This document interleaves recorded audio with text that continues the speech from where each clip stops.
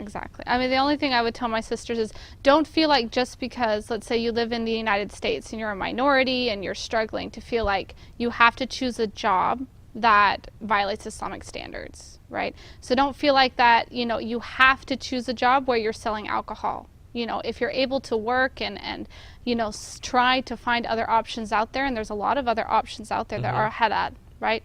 Don't sell yourself, right, to get money here in the dunya. So unfortunately, I've seen a lot of sisters feel like they have to go take jobs in stores and things where they're selling alcohol, right?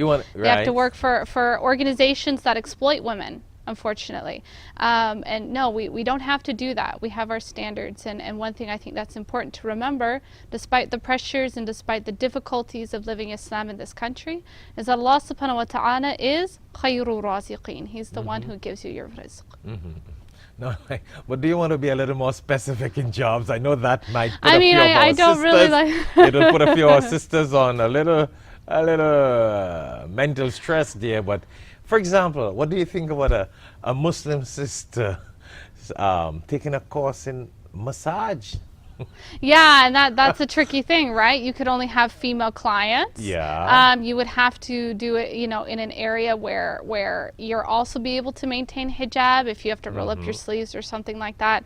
And you also have to think about what type of massages you're going to do. Even though it's with another sister, it's still going to be uncomfortable. There's still levels of modesty Of even course, between because sisters. of what exists nowadays in the world, the reality of what exists. Yeah. Exactly. So I mean, that person, you need to think about these things before you jump into it. And that's why, you know, myself discussing this with another brother will not necessarily go down well with sisters. But you, as a young American Muslim living in the West, coming from you is a whole different perspective. So we're talking about if a sister learns proper physical fitness, and she has to work in a gym, for example, she should be training ladies. Yeah. Exclusively. You know. And then be careful, right? Even about how you wear your hijab in a gym. Because when you're moving and you know, exercising around, you might be covered, you might be loose, but you know, your clothing doesn't stay in place. Definitely. You know? Yeah, so that's a very difficult thing. And that might just be total exposure in a whole different style. No, but these are the things, Sister Amanda, that, you know, you're grooming your kids, you're teaching them Quran, you're teaching them to pray, and then suddenly they go into a career that does not fit into the Islamic lifestyle.